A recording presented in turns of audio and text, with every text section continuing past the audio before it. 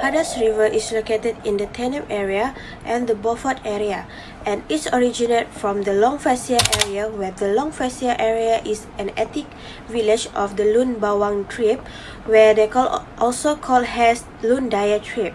Kampung Long Fascia is also known as the estuary village of the Redwater River, and it's located in the interior of Sabah, that bordering the state of Sarawak and the province of North Kalimantan, Indonesia. Did you know there is a Padas River specialty where a railway has been built along the Padas River? Meanwhile, the Padas River also contributes to the community as well. This is because we can see that Padas River is an interesting place in the Tenem district and the Beaufort district. From that, we can see that Sungai Padas is an ideal location for fans of extreme sports such as water rafting and kayaking. But unfortunately, the beauty of the Padas River has been polluted by the various factors such as the dumping of garbage by the surrounding residents as the cause of the pollution of the Padas River. We can see that in the news written by Harian Express, where the traders who operated on the banks of the river near Padas River in the village of Bingkong often threw rubbish around the river area, causing the pollution to the quality of the river water. Thus, Beaufort District Council Member Executive Officer MDB Muhammad Ainul Muhammadun said at the time that the MDB enforcement officer found piles of rubbish being dumped carelessly by store trades in the village of Bingkong near the river, and the store owner were reminded not to litter everywhere and pollute the environment. Moving on, the next issue of water pollution in Padas River is also caused by floods that often occur in the river, affecting the environment and especially the people around. If the heavy rain occurs for a long period of time, it will cause the water level of Padas River to rise and cause the river water to overflow to the village around the river. Next, let's look at the footage that we have recorded while in the Padas River environment. So today I'm here at Padas River located at Beaufort, Sabah. This river contributes to community, especially among the Beaufort people. Other than transportation purposes, people here also do activities such as fishing, extreme sport like kayaking and water rafting. The main issue here is dumping of rubbish by the surrounding residents around this area.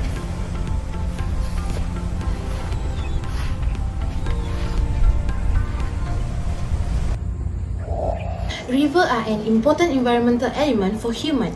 Since time immemorial, humans have had a close relationship with the river because the river functions as a means of transportation and communication, a source of domestic water supply, as well as a source of protein for humans. However, the community attitude of making the river seems like a dumping ground for garbage, agriculture, and industrial waste. Let's hear from our reporter about the situation in Padas River located in Beaufort. Moving on to the effect of Padas River, the garbage disposal here had very bad effect on the river when all the domestic waste and garbage thrown into it. This will cause the river to be filled with discarded materials and plastic waste floating on the surface of the river, and at the same time contribute to the change of the color of the river. However, this part of Padas River, the color of the river due to the soil erosion that was caused by the garbage disposal here.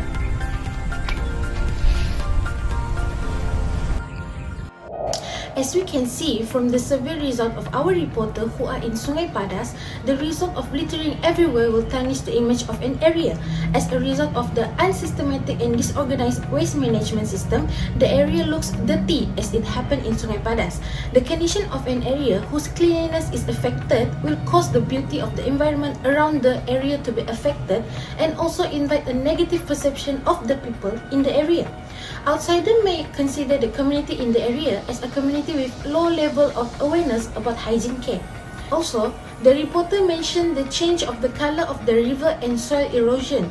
According to Datuk Sri Bung Mukhtaradin, the high cloudiness of water sources that is caused by pollution and flooding also causes the face of the water treatment plant to be filled with soil and sand. This situation caused damage to mechanical equipment such as pump, filter and other plant equipment, which also leads to supply disruption for the residents living around the Beaufort district.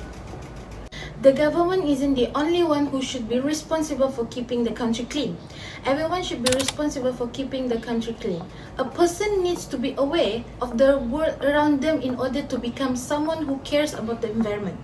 Getting people educated is the best way to make them more aware. Environmental education is important because it can help people feel good about the environment. If a person is aware, he or she will realize how important it is to keep the environment in a good shape. This is because they already know that irresponsible action that pollute the environment can cause problems. So before that, let's look at complaint and expectation from the local resident. Tahu nama Cik dan berapa lama sudah Cik tinggal di sini? Nama saya Ramayati, saya tinggal di sini dalam 5 tahun dah. Dalam 5 tahun lah, Cik Ramayati lah. Okay, soalan saya untuk Cik, apa yang Cik boleh nampak kesan-kesan yang Sungai Padas ni ada pernah jadi di kawasan tempat tinggal Cik? Setiap kalau macam selama saya tinggal sini dalam 5 tahun ni, kalau setiap kali banjir tanah ni mereka lah. Oh, dia mereka lah. Ya, lepas tu dia runtuh di dalam sungai. Oh, jadi macam makin lama sungai ni makin mendekat dengan rumah-rumah yang ada sini lah. Oh, sebelumnya jauh kan di tanah? Jauh, macam di sana lagi. Oh, dari sana lagi lah. Tapi sekarang dia mereka sampai sini sudah. Dari sana tu dia mereka sampai sini. Oh, jadi kalau banjir tu kan pernah banjir sampai naik tu air kah? Sampai dari sinilah air tu mulai melimpah pergi sana. Oh, Melalui parit-parit yang ada di rumah. ada apa-apa program daripada pihak kerajaan kah atau NGO kah, organisation yang membantu untuk buat program macam mau kasih selesaikan isu tersebut kah? Sebelum saya tinggal di sini, don cakap ada daun timun batu di sini. Timbun batu lah. Ya, tu sejak lepas tu tidak sudah. Sepanjang 5 tahun tu tiada Cik nampak lah. Tidak. Oh, okay. Soalan saya yang terakhir adalah apakah rekomendasi ataupun cadangan Cik untuk memperbaiki isu-isu untuk Sungai Padas ini? Kalau boleh kami mau minta tolong untuk kasih macam piling lah gitu. Piling untuk yang timbunan batu Ya, lah. sebab makin lama sungai makin mendekat dengan rumah. Tekaan dah. Betul-betul. Okay. Terima kasih Cik untuk masa-sama. Okay. So now I am going to interview one of the residents who live at Padas River. Selamat pagi Cik. Boleh memperkenalkan nama Cik dulu? Nama saya Muhammad Syazali. Berapa lama sudah Cik tinggal di sekitar sini? 22 tahun. 22 tahun. Okey, sekarang saya ingin bertanya tentang Sungai Padas. Sepanjang Encik tinggal di Sungai Padas, apa yang Encik dapat perhatikan tentang keadaan sungai di sini? Apa yang saya dapat perhatikan kalau banjir, kayu-kayu ataupun ranting daripada tanam tu dia akan turun pergi sini lah. Okay. And then ada selain ranting-ranting semua tu turun di sini, ada Encik perhatikan apa lagi kejadian yang berlaku di sini? Biasa kalau orang sudah itu kayu-kayu sudah sampai di sini dia memang hentam pergi rumah, lepas tu pergi tebing-tebing dia akan buat takisan lah. Oh, faham. Jadi sebagai penduduk yang tinggal di sini, apakah kesan yang Encik dapat rasakan untuk pandangan Encik dan keluarga Encik di sini? Kesan-kesan tu kalau masa banjir, kalau lepas banjir surut sudah memang tebal lah lumpur. Kalau paling dalam pun lumpur sampai lutut saja. Lepas tu tanah-tanah di sekitar itu memang terhakis. Oh, jadi banjir kerap berlaku lah di sekitar sini. Iya, boleh katakan dalam setahun 2 kali 3 kali begitulah. Oh, faham. Jadi adakah ada apa-apa program yang telah dilaksanakan untuk menangani isu ini atau apa-apa inisiatif dari kerajaan yang Encik ada terlibat di sekitar sini? Setakat ini belum ada. Oh, faham. Okay. Terima kasih, Cik. So, that's all for the interview session. Thank you. The interview session previously showed that authority have not done enough effort to curb the issue happening in the Sungai Padas area. Regarding the Padas Rivers issue, what the government needs to do is to take immediate action towards every problem that occurs. Each district must have a leader that's supposed to be their representative in solving local issues such as during natural disaster. As the leader is more influenced toward getting support from the government, they should act fast and use their influence to get as much help as they can, both internal and external support. While finding a way to solve the issue, a leader could also engage with the public to raise awareness about the importance of keeping our rivers clean and controlling their consumption. Perhaps, authorities should initiate campaign in the district for the people to be aware and understand the reason of what is happening around them. Then I believe they can contribute something for the environment. The government could also control the pollution cases by taking firm action against parties that are involved in river pollution. For instance, imposing a strict law and heavy penalties will knock some sense to them so that they avoid to do the same mistakes again. Moving on towards the second suggestion, which can be seen in terms of society's role. One strategy for engaging a sizable population in environmental awareness and pollution control is for them to volunteer as well as to support local environmental non-governmental organizations, or also known as ENGOs. More ENGOs' involvement in raising public awareness about preventing river pollution will teach individuals to exercise greater care to keep our rivers clean. Volunteers can join well-known ENGOs like the Malaysian Nature Society (MNS), the Global Environment Centre (GEC), or even the Worldwide Fund for Nature (WWF) for Malaysia. These ENGOs contribute to water preservation as well as river protection. As a result, we can raise awareness about the significance of sustaining our rivers, protect our environment, as well as to advocate for stronger environmental laws and policies to stop environmental pollution by joining these ENGOs as volunteers. Moving on towards the next subtopic, which are the lessons learned from this issue. One of the lessons that we learn is the importance of having an effective and adequate wastewater system, or also known as sewage treatment.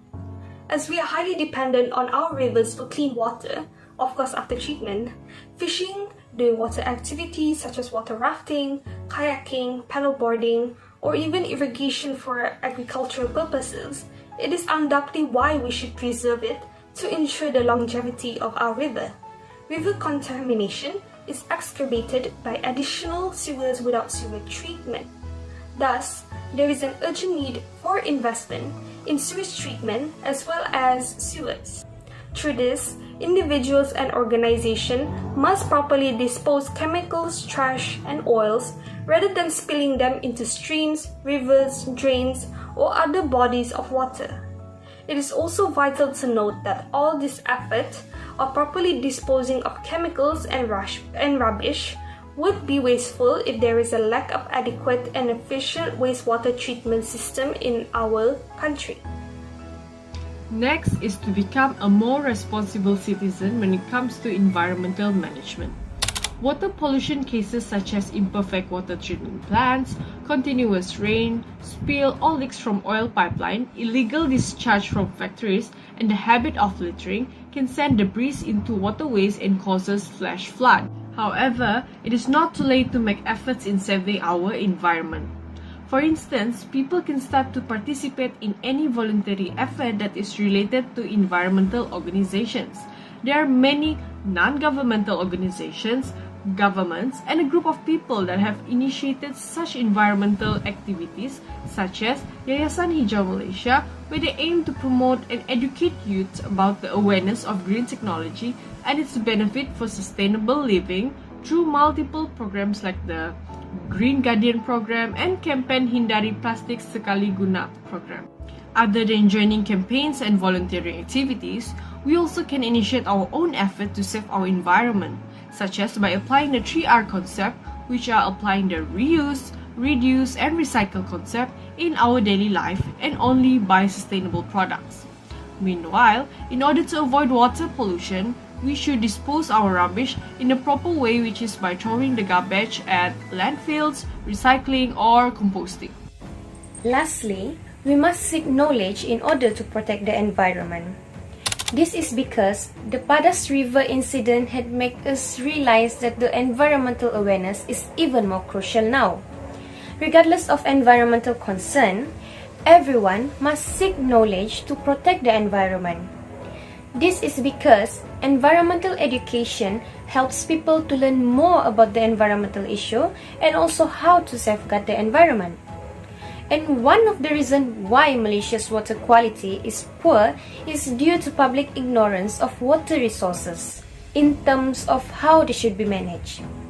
Quoted from the WWF, rivers support forests, wetlands, and other terrestrial habitats with their waters and nutrients that they carry along with them.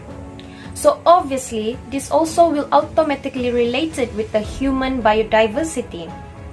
Thus, protecting the ecosystem should be emphasized on learning how to properly care for the river, and NGOs can also add government policy and management like promoting community participation in river and water resources protection. As the saying goes, knowledge itself is power. Thus, it is undeniable fact that when today's generation start to seek knowledge and enhance their environment education, they may be better care for the environment and reach for the optimal degree of sustainability environment. In conclusion, mankind caused worldwide environmental damage. As although humans and other life on Earth have coexisted for thousands of years, but as the human population grows, so does the need for resources, which has degraded the ecosystem. As shown, both point and non-point sources of pollution threaten the Padas River and all other rivers that we may know in this world. And rapid urbanization as well as population growth are also to blame for Malaysia's high water pollution and rising clean water demand. So most importantly, human ignorance is responsible for the ecosystem's continuous destruction. Given what occurred to the Padas River, the government must act and encourage environmental awareness, because unless humans take care of the environment, their actions will affect the future generation.